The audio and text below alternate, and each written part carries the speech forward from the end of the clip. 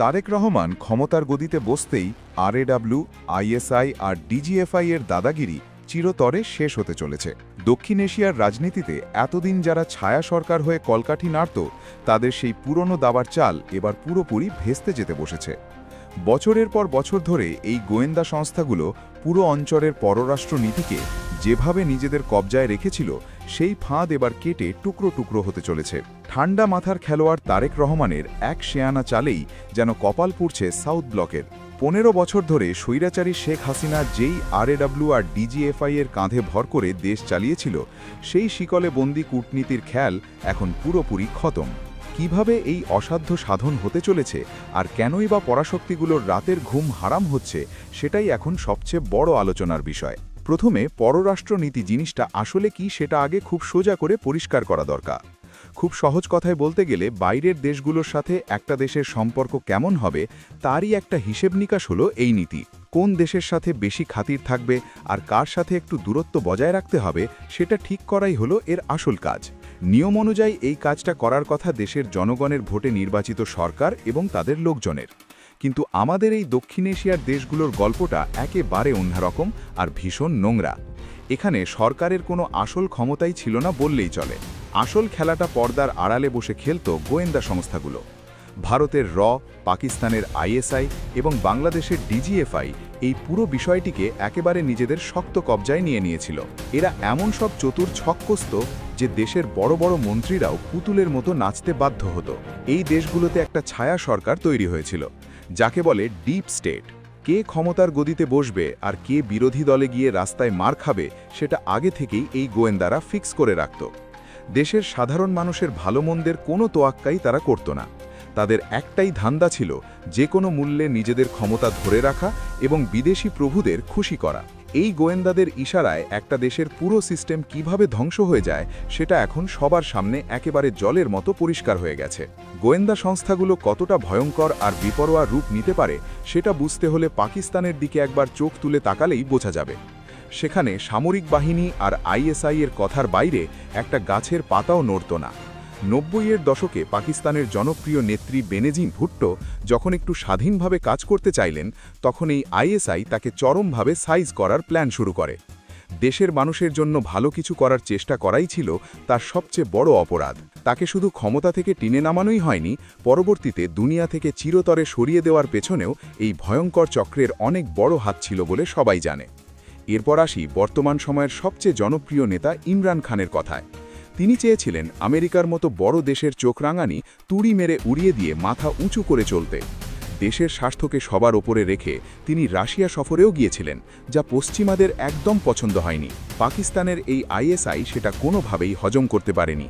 তারা উল্টো ইমরান খানকেই চরম নাকানি চুবানি খাইয়েছে। নানা রকম ভুয়া সাইফার মামলা আর দুর্নীতির নাটক সাজিয়ে তাকে ক্ষমতা থেকে টেনে হিচড়ে নামানো হয়। তার দলের সাধারণ লোকজনের ওপর এমন অত্যাচার চালানো হয় যা দেখলে কলিজা শুকিয়ে কাঠ হয়ে যায়। একটা নির্বাচিত সরকার গোয়েন্দাদের কথা না শুনলে তার পরিণতি যে কতটা জঘন্য হতে পারে, পাকিস্তানের এই ঘটনাগুলো তারই জ্বলন্ত প্রমাণ। বাংলাদেশের অবস্থা তো আরও বেশি ভয়াবহ আর জঘন্য ছিল। গত 15 বছর ধরে স্বৈরাচারী শেখ হাসিনা দেশটাকে পুরোপুরি ভারতের এর হাতে তুলে দিয়েছিলেন। এই আস্তে আস্তে বাংলাদেশের গলার কাটা হয়ে দাঁড়িয়েছিল। দেশের ভেতর পুলিশ প্রশাসন থেকে শুরু করে অর্থনীতির সব জায়গায় তাদের লোক বসেছিল। কে কোন বড় টেন্ডার পাবে বা কে মন্ত্রী হবে, সব সিদ্ধান্ত আসত দিল্লির সাউথ ব্লক থেকে, আর সেটা মুখ বুজে পালন করত ঢাকার নেতারা। এই নোংরা কাজে ভারতের সবচেয়ে বড় দোসর ছিল বাংলাদেশেরই গোয়েন্দা সংস্থা ডিজিএফআই। এই দুই সংস্থা মিলে একটা ভয়ঙ্কর সিন্ডিকেট তৈরি করেছিল। তারা দেশের মানুষকে এমনভাবে শিকলে বন্দি করে রেখেছিল যে কেউ ভয়ে টু শব্দ করার সাহস পেত না।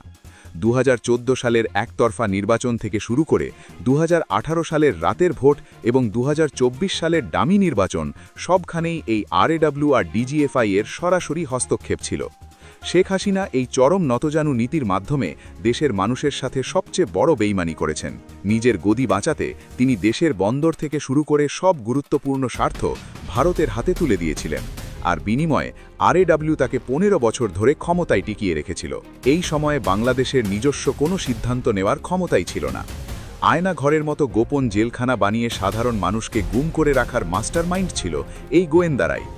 আরএডব্লিউর পাতা ফাঁদ এতটাই ভয়ঙ্কর ছিল যে পুরো দেশটাই যেন ভারতের একটা অঙ্গরাজ্যে পরিণত হয়েছিল। কিন্তু আগস্ট মাসের ছাত্র জনতার বিরাট আন্দোলনের পর পুরো পাশা উল্টে গেছে।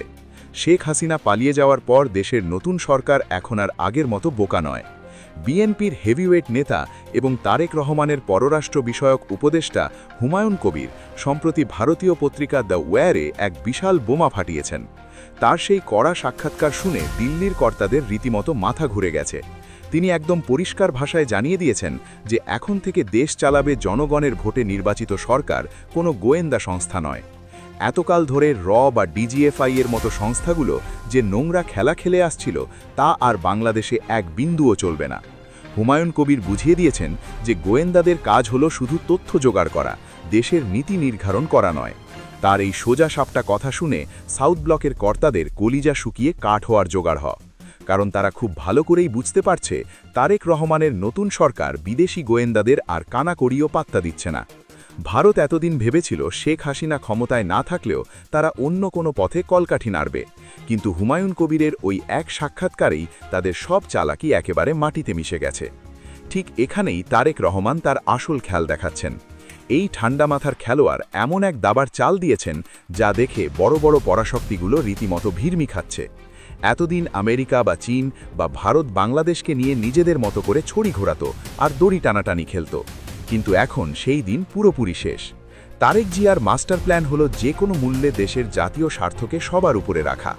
আমেরিকা বা চীনের মতো বড় দেশগুলোর সাথে বাণিজ্য হবে, সম্পর্ক ভালো থাকবে, কিন্তু দেশের স্বাধীনতা বিকিয়ে দিয়ে নয়। যারাই বাংলাদেশের ওপর খবরদারি করতে আসবে তাদেরকেই কড়া জবাব দেওয়া হবে। তারেক রহমান অত্যন্ত চতুর একজন নেতার মতো ভারসাম্য রেখে এই কূটনীতির নতুন নকশা তৈরি করেছেন। এই শেয়ানা চালের কারণেই বিশ্বমঞ্চে বাংলাদেশ এখন পরাশক্তিগুলোকে টেক্কা দিয়ে নিজেদের এক শক্ত অবস্থান তৈরি করতে পারছে। কোনো বিদেশি শক্তির কাছে মাথা নত না করে বাংলাদেশ এবার নিজের পায়ে দাঁড়ানোর এক বিশাল প্রস্তুতি নিয়ে ফেলেছে। ভারত বা আমেরিকার মতো দেশগুলো এখন খুব ভালো করেই জানে যে বাংলাদেশের বর্তমান নেতৃত্ব আগের মতো মেরুদণ্ডহীন নয়, তাই তারাও এখন অনেক হিসেব নিকাশ করে সাবধানে পা ফেলছে। এই নতুন কূটনীতির সবচেয়ে বড় ধাক্কাটা খাচ্ছে প্রতিবেশী দেশ ভারত। শেখ হাসিনাকে দিল্লিতে বসিয়ে রেখে তারা ভেবেছিল বাংলাদেশে আবার কোনো গণ্ডগোল পাকিয়ে ফায়দা লুটবে। ভারতের মিডিয়াগুলো সারা দিন মিথ্যা খবর ছড়িয়ে বাংলাদেশের নতুন সরকারকে বিপদে ফেলার অনেক চেষ্টা করেছে, কিন্তু তাদের সেই আশায় একেবারে গুড়ে বালি। তারেক রহমানের সরকার ভারতকে খুব ভালো করেই সাইজ করে দিয়েছে। তাদের সাফ জানিয়ে দেওয়া হয়েছে যে শেখ হাসিনাকে তুরুপের তাস হিসেবে ব্যবহার করে আর কোনো লাভ হবে না। বাংলাদেশের সাথে সম্পর্ক রাখতে হলে একেবারে সমমর্যাদা নিয়ে চোখে চোখ রেখে কথা বলতে হবে। আরএডব্লিউর ফাঁদ আর পুরনো সেই ছককষা কূটনীতি এখন বাংলাদেশে একদম অচল। এখন থেকে দুই দেশের সম্পর্ক হবে দেশের মানুষের সাথে মানুষের, কোনো গোয়েন্দাদের মাধ্যমে নয়। ভারত যদি আগের মতো দাদাগিরি দেখাতে চায় তাহলে তারা চরম ধরা খাবে, কারণ বাংলাদেশ এখন আর কোনো গোয়েন্দা সংস্থার ইশারায় চলে না। দেশের মানুষই এখন সব ক্ষমতার আসল মালিক। আর এই স্বাধীন এবং আত্মবিশ্বাসী বাংলাদেশের সামনে ভারতের পুরনো সব চাল একেবারে ভেস্তে যেতে বাধ্য। আগামী দিনে এই অঞ্চলে কে রাজত্ব করবে আর কে ছিটকে পড়বে সেটা এখন সময়ের ব্যাপার মাত্র।